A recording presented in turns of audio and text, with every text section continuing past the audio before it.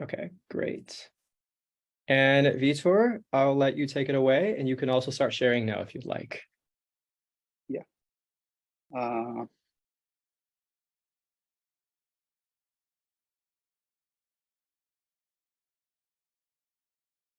so just a minute. Should be this one. Then Yeah, that should work. Yep. Here we go. okay. Can you see the Chrome? Yep. Okay, great.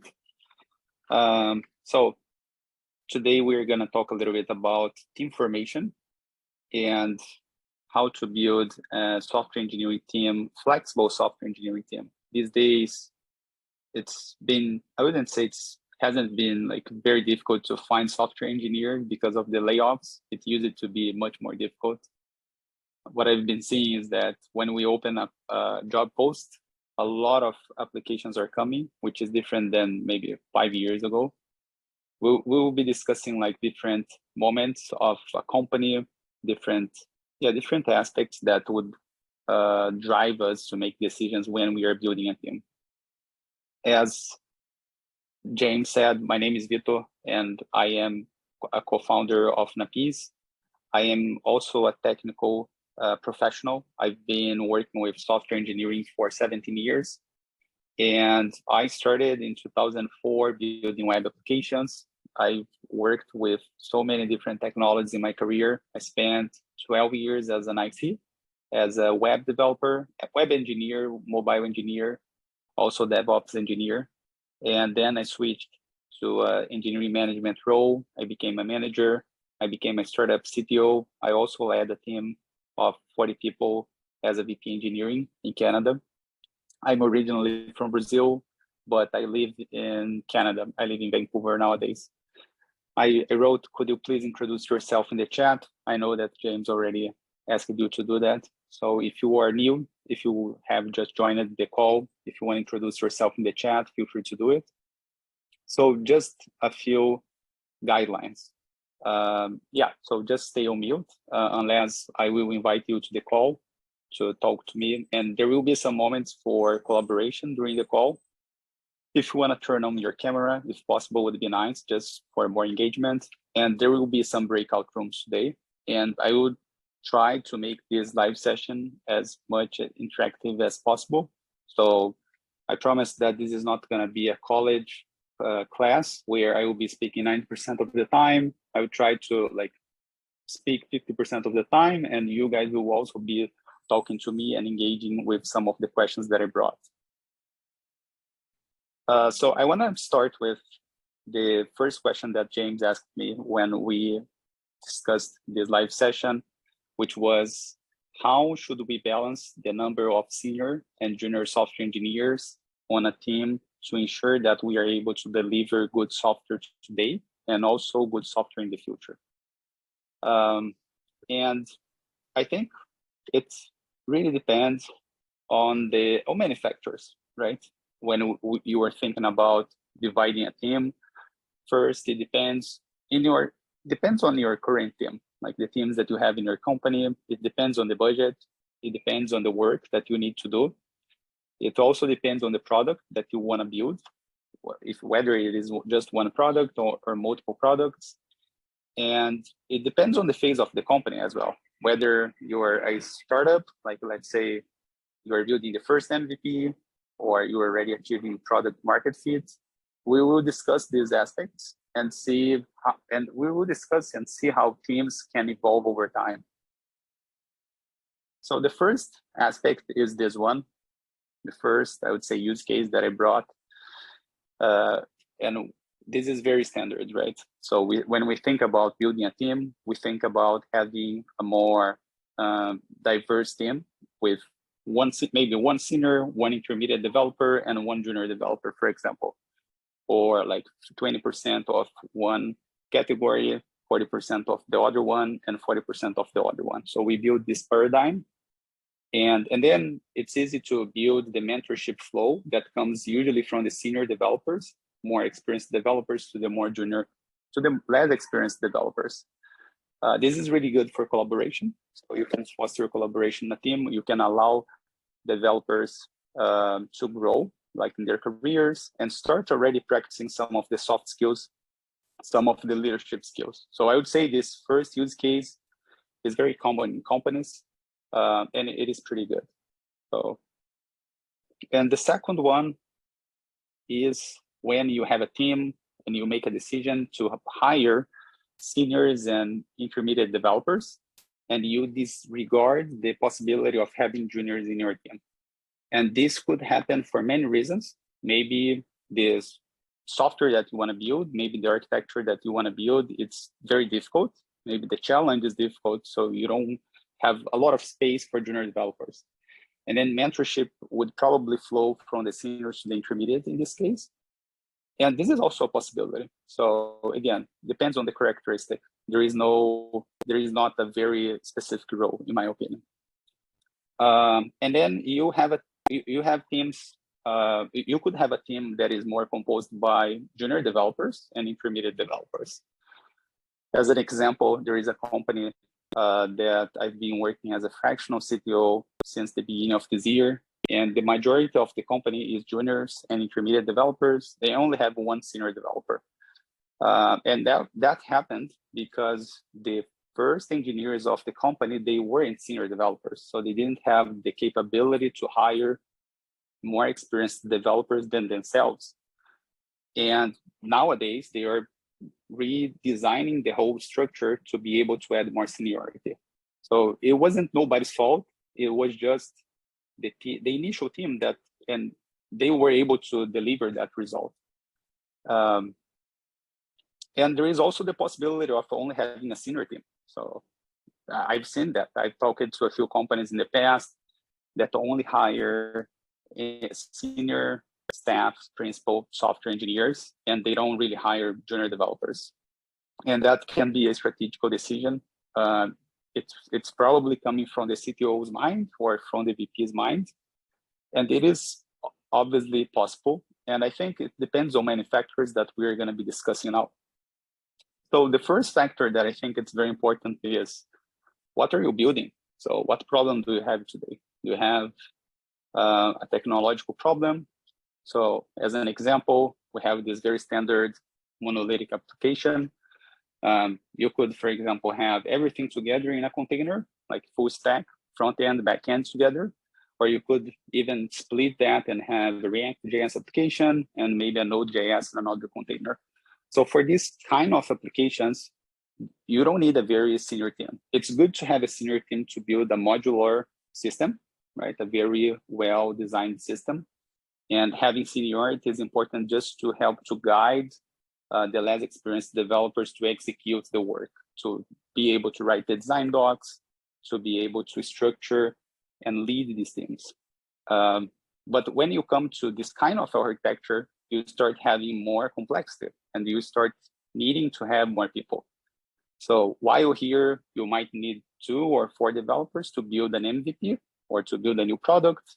Here, you will need maybe the double or maybe 6 or 7 developers, right?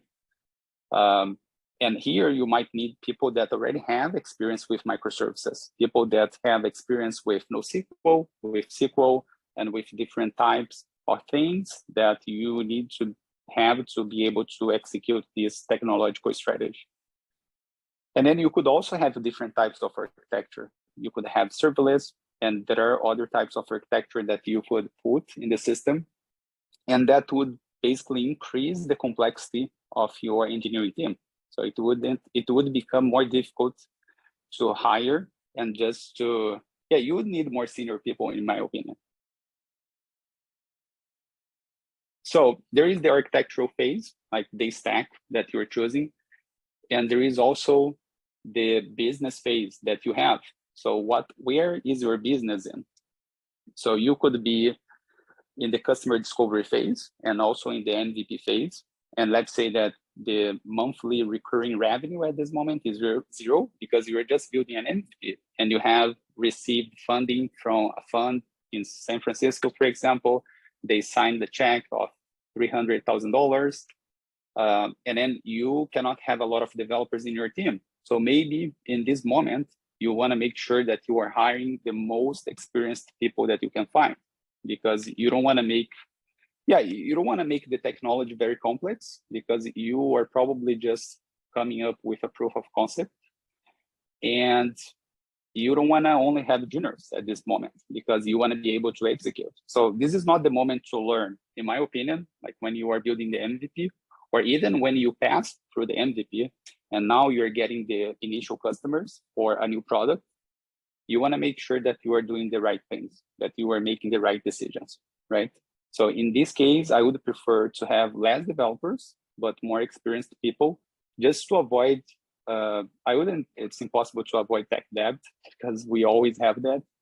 But to avoid like an avalanche of bugs, to avoid problems that you don't want to have, you want to have the problem that you want to focus is the customer's problem in this moment, right? So it's not really about the technological problem in the early days of a company.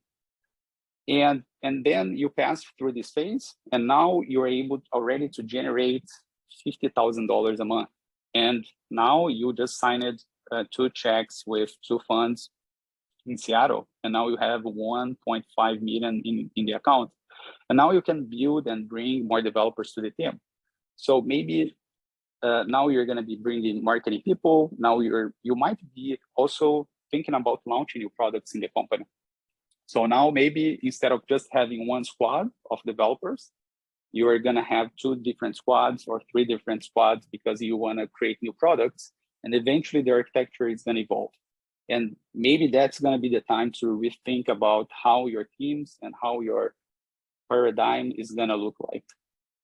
And then you achieve product market fit, and you have stable growth, and now you can make many decisions. Now you can have the opportunity to have more junior developers, to have less experienced developers, and you can create the mentorship cycle much better, because now you have the time to do that, right? If you are in the MVP phase, I'm not saying that you cannot do mentorship with the juniors, but it's important to understand that the focus is to solve the customer's problem. It's not really to teach junior developers all the time. You are not building a textbook when you are building a product. For example, Multitude is building a product. Now it's the moment to execute. So we need to hire the best people that we can find that is going to be able to execute as fast as possible, so that we can prove the hypothesis that we have. So it depends on the stage of the company. And I would say that what I've seen is that we always have opportunities to redesign engineering teams in different moments of the company. And when the company starts growing, we can create a plan to drive alignment. We can create a plan to set expectations. So when maybe we already have a product and we are scaling that team, when we raise the more capital, then we are able to create a career ladder. This is an example and a template of a competence skills matrix. And we can literally put the skills of that are based on the stack that we have in the company.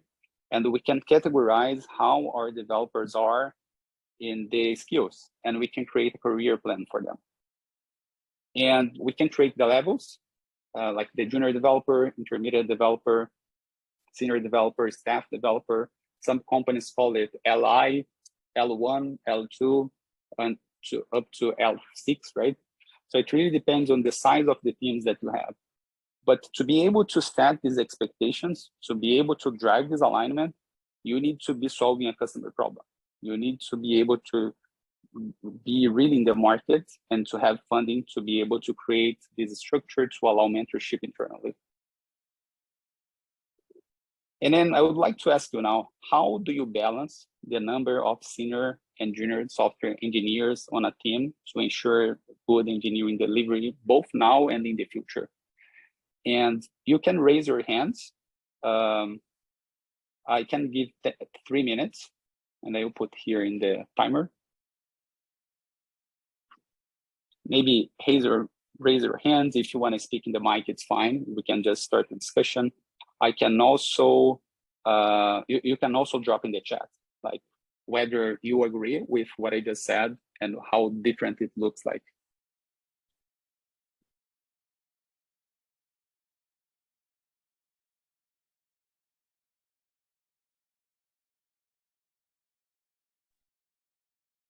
I saw some discussion in the chat earlier, but Walter also, you just raised your hand, so go ahead. Yeah.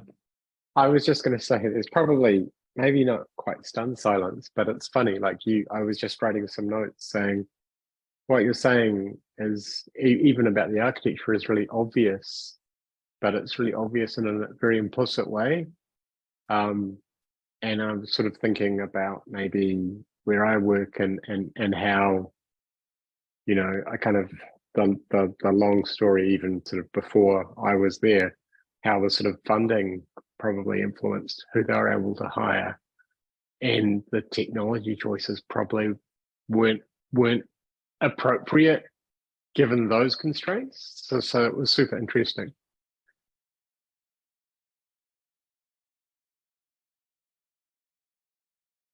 Yeah, it depends. Exactly.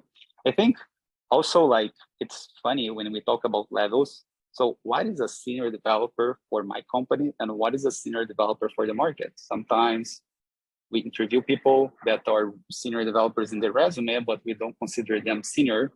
So the levels, in my opinion, it's something very relative, right? It really depends on the problem. Like a senior developer for Google and for Amazon might be a principal developer for us.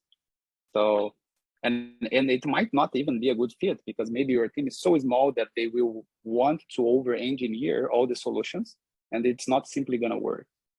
So it's a very difficult discussion, and it's hard when you don't have a lot of budget to do this equilibrium of developers, and we need to work with what we can find, with the best people that we can hire.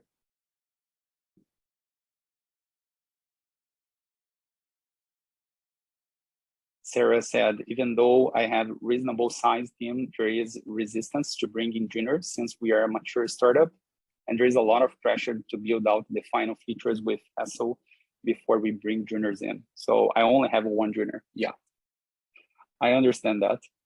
And I don't have any problems with juniors. If they have the growth mindset and if they have the capability to grow with the team, it's amazing. But sometimes it's difficult. They can they can just observe, right, the energy. Great. So let's go to the next question. The next question is about outsourcing teams. Oh my gosh, I receive so much spam on LinkedIn these days. Like, hey, are you looking to reduce the price of your tech teams? So how can we leverage outsourced teams or contractors to improve flexibility in our teams?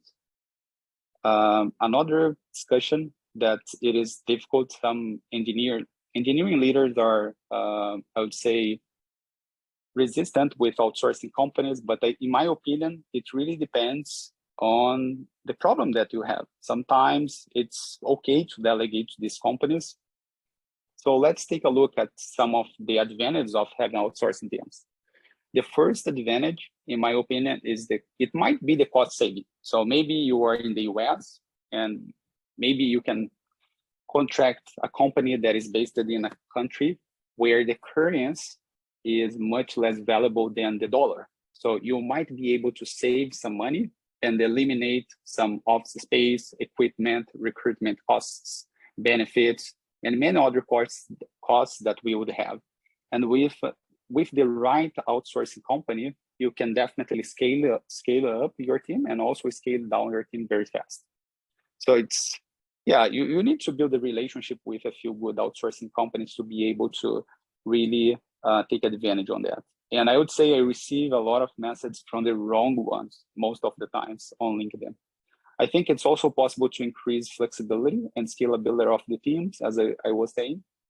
So during layoffs, difficult times that we are facing, if you need to reduce your team, it's much easier to reduce developers from an outsourcing company. And for example, I worked in a company 2-3 years ago, and I was VP engineering there, and like 50% of the company was outsourced. And we had some problems, of course, especially to integrate those teams in the culture. It wasn't easy. But for the company, it was good because the core competences of the company was backend. So all the internal team was backend, and we would invest heavily in this team, in knowledge transfer, in specific training, and the outsourcing companies would handle the front end, like the React JS applications. They would handle the mobile development as well, so Kotlin, Swift, and the demand of the outsourcing companies would vary from the banks, because we would be a fintech consulting firm that would build credit cards for banks. And the banks sometimes would want to build features, additional features, and they would just invoice this company. And then we would scale up the team for 3 months or maybe 6 months, and we would be able to bring the developers. And after that period, we would be able to reduce the team. So in that occasion was perfect, and it would work well. And we would also be able to work with those developers. We were able to select really well those developers. So I would say like maybe for each 4 developers that we would hire, we would choose only 2, like the best ones, and the other 2 we would just replace, and we would just enter in this loop where we would be just working with them, watching them for a few weeks, and if they would be able to generate good results, we would stay with them. So I don't think it's a really bad decision. It depends. And the disadvantages are obviously communication challenge.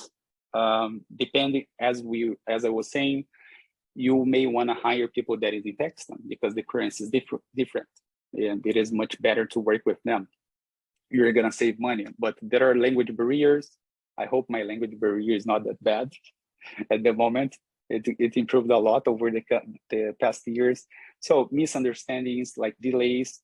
So quality control and coordination, I would say, is a very big problem. So with this team, the mobile team and also the front-end team, we would need to make all the architectural decisions. We would need to do a lot of QA and a lot of coordination, a lot of management with these companies. So there is this bad aspect. And obviously the dependence on these external providers is really bad.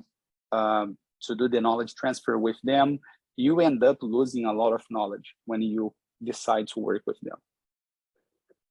There is the other aspects, which is the security and the confidentiality risks that you end up having. So if, for example, in my case, I was a fintech consulting firm, so we would have a lot of sensitive information about banks.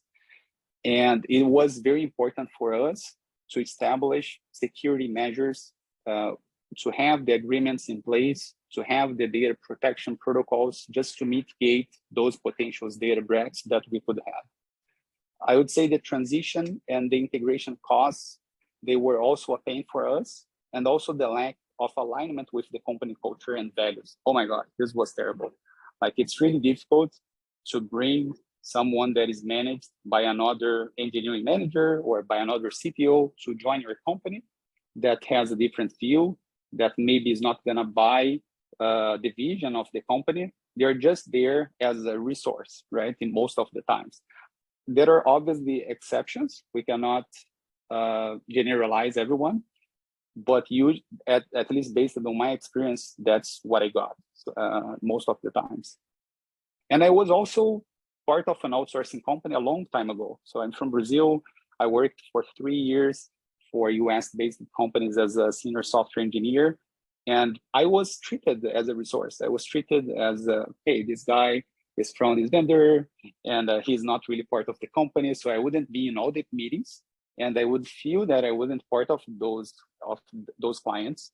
And I started behaving like that. I think in North America, it happens a lot.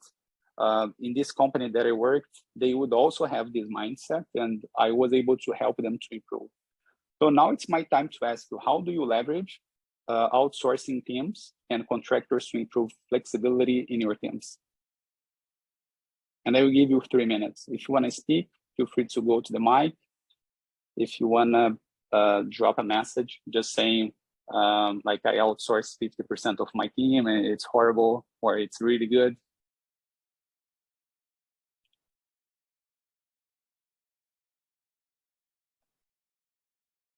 We outsource probably about a third of our resources. Time zone is our biggest challenge because they're in the Philippines and Sri Lanka. So that has definitely contributed to the challenge time zone wise, because a lot of our staff are also based in the States, so trying to connect the States in with us. But it gives us a lot more flexibility to be able to kind of, expand as we need, and obviously condense when we need as well. And we also have at the moment 2 New Zealand squads, which are actually with a contractor. So the outsourced partners, they're actually embedded in our squads. So they work with our staff, they're treated like staff, they have full access to our systems, and they attend all of the sort of rituals and meetings other than sort of the company all hands where we talk about financials. That's the only thing they're not a part of. Where the third parties, they're in for 6 months just to, they're isolated squads, just help get these features out the door. They'll go and they're nowhere near as embedded in our organization. So like we allow learning and development for our outsourced partners where they're embedded in our squads, and we pay for that because we literally treat them like employees.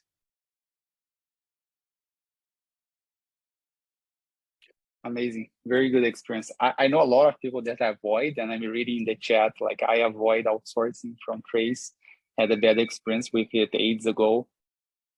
And for many reasons, I understand you. Even for this company that I was the head of engineering, there was a moment that we were working with 3 outsourcing companies, and we had bad experience with 2 of them, and we decided to stay just with 1. And it was challenging. Because of many reasons. So yeah, I see that there are people who are like positive about outsourcing, and there are people that are not really friendly with outsourcing, and I would say that's natural. We will be discussing a little bit more about that in the exercise that I'm going to be proposing. So thanks for sharing your experience, Sarah.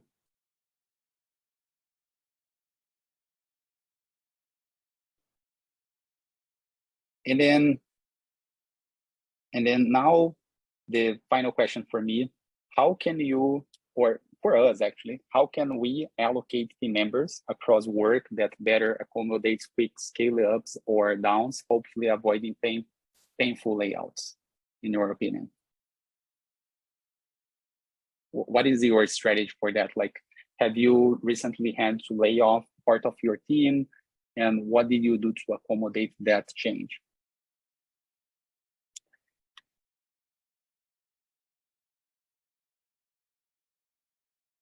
I saw some conversation about this in the chat, so if anyone wants to talk about some recent developments. One thing that I'm actually really curious to ask, if anyone wants to chime in, or if you have insight on this, is how often could you do this? Because it seems like, especially now, many teams are going through multiple changes a year, and then there's a whole process of going through the whole storming, norming, forming cycle with a new team, and that saps productivity. So that's one thing that I'm curious about, is how often are people doing this, and how is that felt?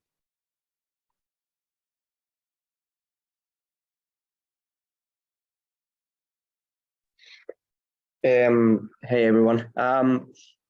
Yeah, look, I think, James, that's the right question, right? I see it happening very often, too often right now.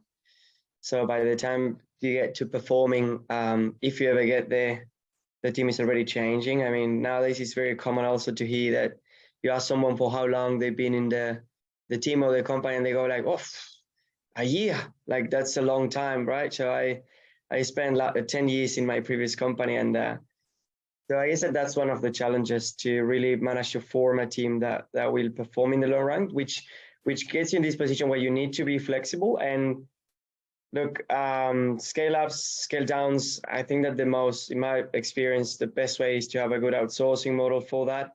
So you keep your core and you keep the knowledge in-house, and so you have your perms, very senior, and like for the long run, and you're gonna scale up and down with good other companies. But if you cannot afford that, I get there's having cross skilling and having full stack engineering is your best shot, because the thing that many times happens is you have one point of failure, and that's where you don't want to be.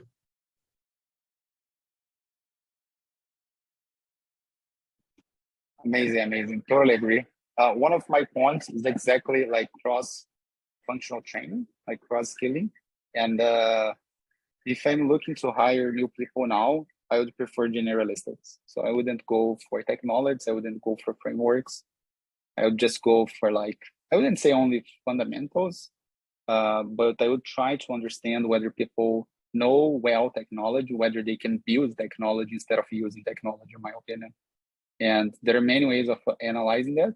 And if you have a strong team like that, and if you don't have, you can provide cross-skilling, cross-functional training. So flexibility in contracts and work arrangements, I think it's important. Just to prevent, like to think about the future. So whenever now we know that these kind of occasions can happen because of a global recession, we should be more flexible with contracts and communicate with the teams that these kind of things can happen. And also I would think about building a network of freelancers or a network of contractors if in the case that we need to scale down or scale up. And so imagine that now we need to manage a team that we have just, you were hired at the moment, you are the CTO or the engineering leader, and you arrived in this team, and many of the technical decisions were already done. How can we manage this team, in your opinion? Imagine that you have some problems with outsourced companies, and you need to come up with some solutions. What would be the first steps? Have you ever experienced this kind of things? Have you ever had to restructure an engineering team? What did you do that it was successfully?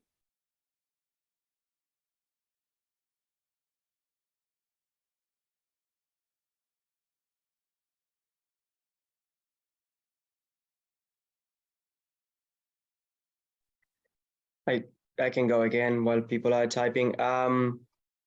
Well, I recently joined a team that was already quite established, and I guess that the process you follow is quite straightforward one or trivial one. You first identify if you have any fires that you need to attend to. If anything is very critical.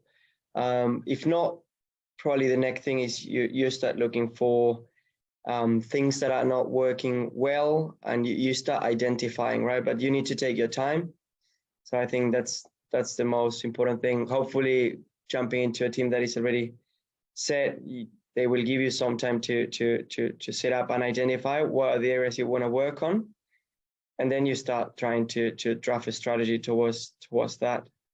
But I would say that in my experience, the most important thing is, or what I try to do is, don't try to change everything in the first 2 weeks, because you're probably gonna shake it too much and you don't want to rock the boat too much. So take time and identify what's the priority. Yeah, totally agree. I really like what Trace said: build trust, listen and learn about the people and the culture, identify strengths, weaknesses, then make a plan. Yeah, so I wouldn't make all the changes in the first 2 weeks, otherwise it would be, it would hurt motivation. It could be premature, right? So you need to observe and analyze for some time before making the decision. But change needs to be made, of course.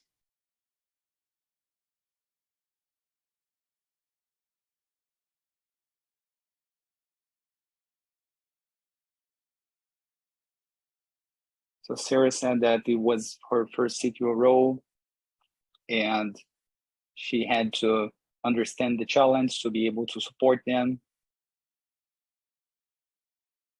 And it is also important to understand what degree of autonomy you might have coming into a new role. Totally. So observe the few first months. Totally. Great. So in this next step of this session, I would like you to work on a small framework that I built. Can you guys see this Miro file that I have? Can you see it, James? Yes, great. So I'm gonna share with you a Miro link, and the Miro file basically has 6 building blocks. And in the first building block, I've put my name, and I'm basically introducing myself. So my name is Vitor. I'm CEO, CTO of Napice Tech Inc. 17 years of experience, Brazilian Canadian who loves traveling, exploring this amazing planet. Then I talk about my engineering team structure. So I have 5 full stack developers, 3 front end, 2 back end, 1 QA, doing a lot of tests, 1 DevOps, 2 Flutter developers. Then I talk about the structure of this team. 20% of these people are outsourced, 20% of them are freelancers, and the rest of the team are internal. I talk about the challenge. So we have a slow software development cycle. We lack in discipline. We need a structure, a better structure. Our hiring process is broken. I also talk about the stack, like the skills that we need to have in the team to be able to build new products. So we have front end with React.js, TypeScript, databases are in Mongo, Aurora, backend in Ruby, Python, Go, Node.js, and we host applications in AWS and Heroku.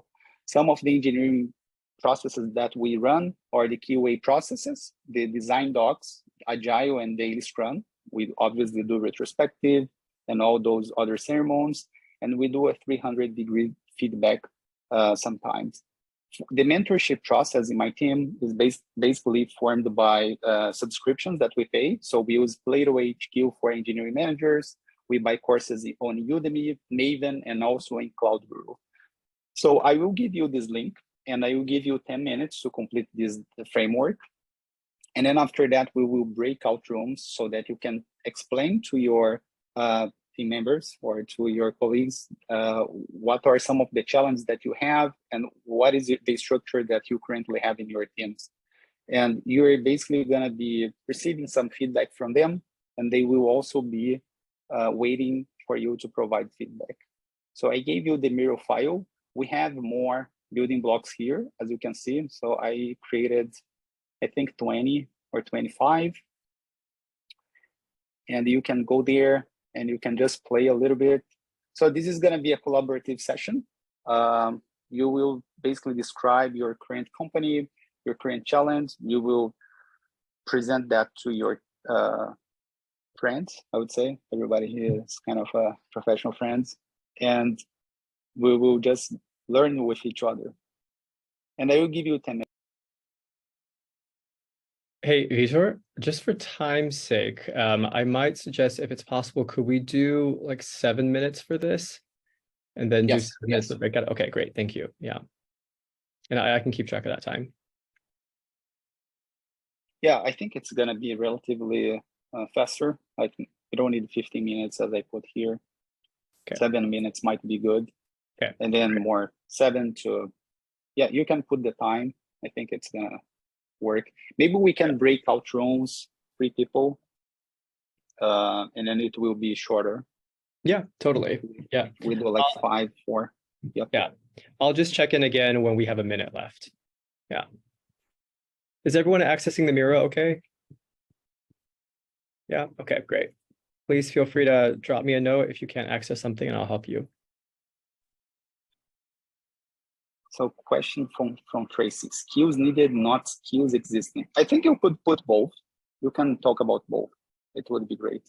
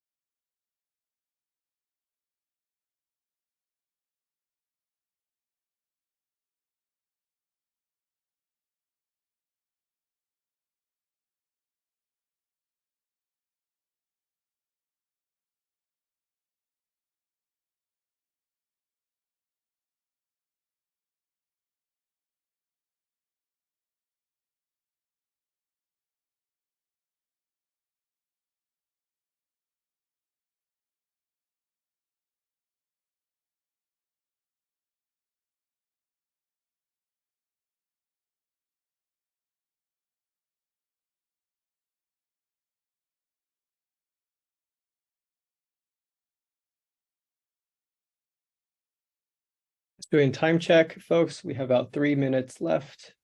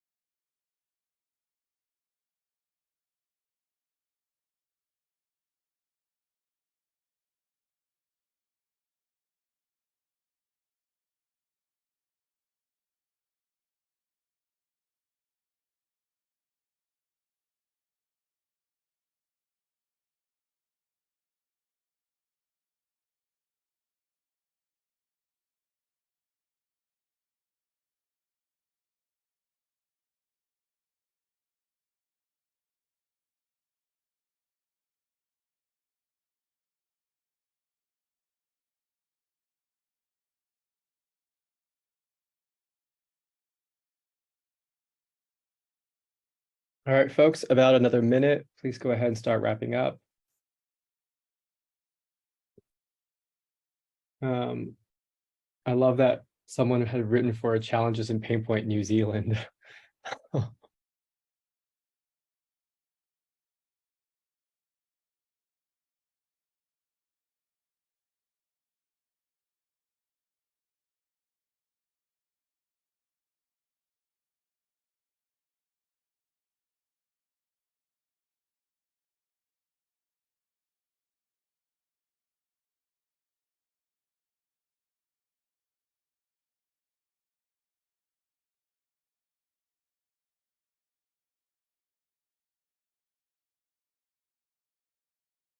Okay, great. Let's start wrapping up, please.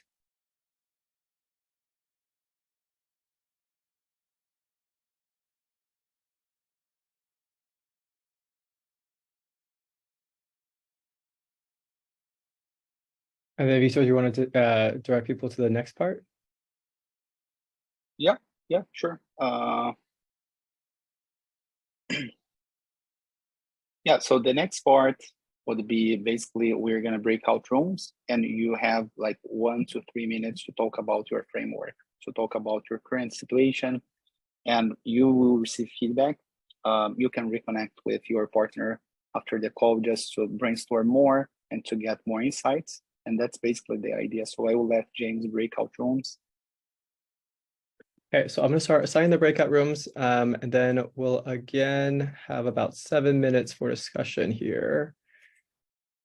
Okay, great. And off we go.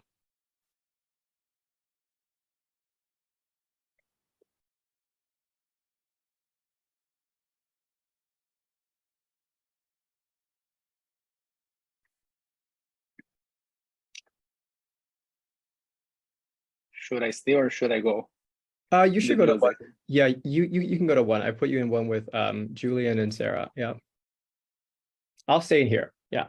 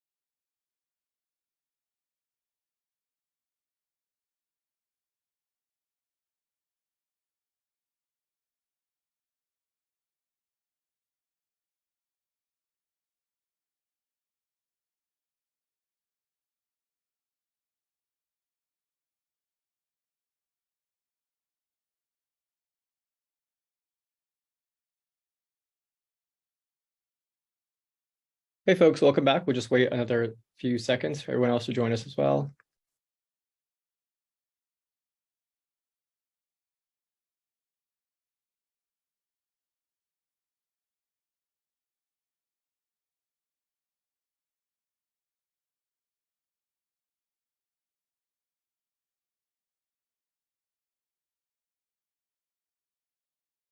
I mean to say if somebody's sick, it's terrible, right? Because then there's only 2 people. It's like, Hey folks, welcome back. Cool. Vitor, any last thoughts? Yeah, so would love to thank you for joining me today. I would be really happy to connect with you on LinkedIn. I will be reviewing your building blocks. Would love to just brainstorm ideas on how to improve the team structure, exchange knowledge, share ideas. I'm always open for that. Thank you so much. Hope you enjoyed. And I really wish we had a little bit more time to talk a little bit more. And I will make sure to reserve more time for this last exercise. Thank you so much. I'm going to share my screen real quick. If y'all don't mind staying around for 2 quick things, I just want to, again, thank you to Vitor.